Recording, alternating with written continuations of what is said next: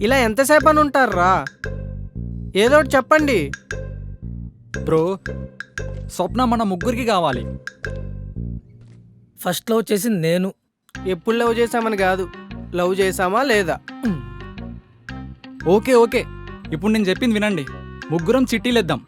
అందులో ఎవరి పేరు వస్తే వాడు ముందు ట్రై చేస్తాడు. చిన్నపిల్లల చీటీలేంటి మామ బ్రోస్?